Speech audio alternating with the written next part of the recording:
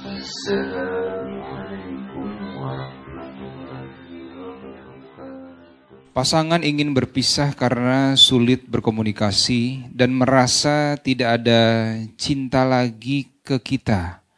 Sementara kita sudah berusaha keras untuk berubah sesuai keinginannya, tapi tetap dianggap salah di matanya. Memang di awal pernikahan kita sadar kalau kita keras dan saat ini kita menyesali itu. Tapi setelah kita mulai sadar, pasangan sudah mati rasa. Harus seberapa sabar mempertahankan perkawinan, Ustadz? Kita sangat mencintai dan khawatir tentang nasib anak jika berpisah. Apakah rumah tangga bisa bertahan? Ustadz, amalan apa yang sebaiknya dilakukan dalam kondisi seperti ini? Terima kasih, Ustadz. Baik, problem ini sebetulnya alamiah akan dialami oleh siapapun yang berumah tangga. Saya ulangi ya, problem ini akan alamiah bagi siapapun yang merasa berumah tangga. Kenapa? Karena declare ayatnya pertama kali sudah mengatakan, engkau pasti menemukan kekurangan di pasanganmu. Itu poinnya. Tapi kadang kesadaran itu menjadi berkurang karena setan bermain dengan cukup indah di situ. Provokasinya terlalu banyak. Apa yang pertama kali setan tanamkan pada pasangan ketika melihat pasangannya kurang baik terlihat adalah sikap putus asa. Melihat keadaan itu sehingga menyimpulkan sudah tidak mungkin kemudian untuk berjalan bersama-sama dan rahmat Allah tidak turun lagi di situ. Itu problem. Maka bagaimana kemudian menguji itu semua? Ada dua timbangannya. Pertama, lihat baik-baik pada konteksnya. Satu, konteks perbedaan apa yang muncul di antara keduanya itu? Apakah sikap atau perbuatan maksiat? Gitu. Bedakan. Secara fikih nanti berbeda hukumnya. Misal, kalau sikapnya mengarah pada perbuatan maksiat. Dia nggak mau sholat, sering mabuk, ya, sering mengonsumsi hal yang dilarang dan sebagainya, berpengaruh buruk pada anak, pada ini dan sebagainya, dan bisa membawa. Dan sudah berulang kali diingatkan, diminta, dibawa, sulit dan sebagainya. Ya, mau direhab dan sebagainya, sulit misalnya dan seterusnya. Nah, sementara pengaruh-pengaruhnya tetap kuat dalam kehidupan keluarga dan bisa menjauhkan yang paling utama adalah ya dari ketaatan kepada Allah Subhanahu wa taala. Maka muncul skema nanti. Dan cara skemanya Quran surah keempat ayat 34 sampai 35. Puncaknya nanti di Quran surah ke-65-nya. Dengan namanya langsung. Ayat 34, ayat 35 memberikan jalan keluar. 1. Dari komunikasi fa'idhuhunna. 2. Wahjuruhunna fil madaji. Mengecek cintanya masih ada atau enggak. Pisah dulu. Dari pisah tempat tidur, pisah ruangan, sampai yang satu dulu ke rumah ibunya atau ke bapaknya. Untuk ngecek ada kepedulian enggak. Tanya enggak. Kan? Masih peduli enggak? Dan seterusnya. Enggak ada sama sekali, tetap larut dalam perbuatannya. Masuk yang kedua. Ayat 35. Fa in khiftum shiqaqa bainihima fab'athu hakaman min ahli wa hakaman min ahliya. Kalau enggak bisa sendirian menyelesaikan, maka cari ruang kepada pihak yang ketiga. Pertama paling dekat keluarga, wali dulu. Kalau enggak ketemu, yang disepakati oleh keduanya, yang dipercaya. Ustadz siapa, teman siapa, si fulan, yang memang pendapatnya bukan untuk dibagi, tapi memberikan kontribusi. Enggak ketemu di sini, masih belum berubah dari maksiatnya, naik ke sini puncaknya. Sudah dengan keluarga bertemu, nggak bisa berubah, nggak bisa apa, tetap jauh, tetap menjauhkan juga dari Allah, maka muncul yang terakhir. Skema tolak. Ditolak pun ada tahapan, nggak bisa langsung tolak. Kasih pelajaran pertama, suami menolak. Kalau nggak mau, muncul khulu, istri mengajukan.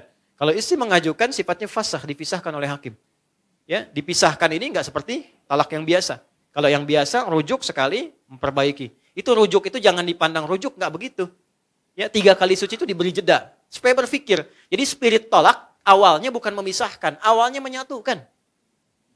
Sehingga diberi jeda. Coba 3 kali suci. Berpikir enggak, berpikir enggak, berpikir enggak. Awalnya tolak itu turun untuk menyatukan. Bukan memisahkan. Tapi ketika ini bengal tidak berubah misalnya. Tetap dalam konteks maksiatnya. Maka muncullah perpisahan. Ya, itu pun masih mau dirujuk apa enggak? Kalau enggak ya sudah. Kalau yang perempuannya nikah lagi selesai. Kecuali ini selesai nyambung lagi. Ini dalam konteks maksiat. Tapi dalam konteks perilaku yang bukan maksiat. Misal, karakter. Keras. Ya kan? Macam-macam lah, silahkan keluarkan karakter. 1, 2, 3, 4, 5, dan seterusnya. Sepanjang itu karakter, maka balik ke ayat tadi.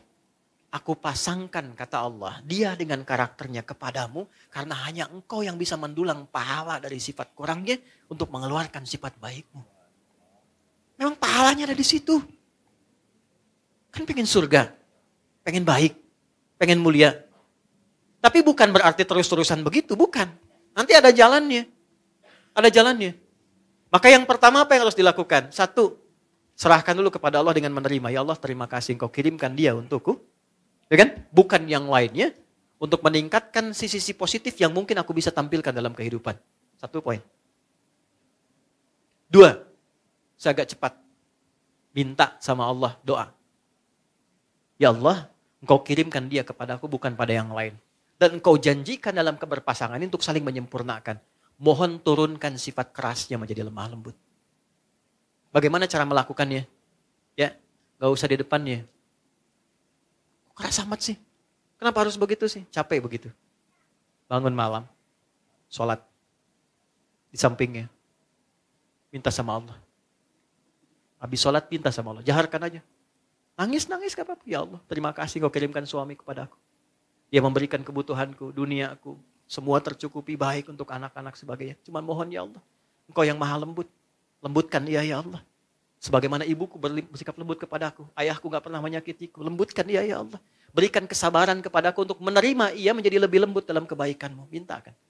Hari pertama, hari kedua. Dan kalimat Qurannya jelas. Jangan pernah ada rasa putus asa untuk meminta. Gitu. Hari pertama, mungkin masih tidur. Hari kedua, mungkin dia dengar tapi masih tidur. Hari ketiga, mungkin dia bisa datang memeluk Anda dan minta maaf pada Anda. Ketika ada makhluk yang sulit ditaklukkan dengan makhluk lagi, minta kepada Khalik untuk melembutkan dan menaklukkannya. Itu sudah ditempuh atau belum? Ya kan? 3. Pelan-pelan. Datangi pasangan. Tapi bukan untuk mencari kekurangan. Minta maaf kepadanya. Satu aja lu.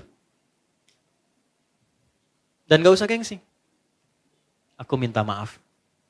Kalau dengan semua apa yang aku berikan saat ini, belum bisa membuat engkau misalnya menjadi lebih baik, menjadi lebih nyaman dengan saya, menjadi lebih enak dengan saya minta maaf. Kalau saya belum sabar, belum baik, belum ini. Tolong tunjukkan saya bagaimana mesti bersikap.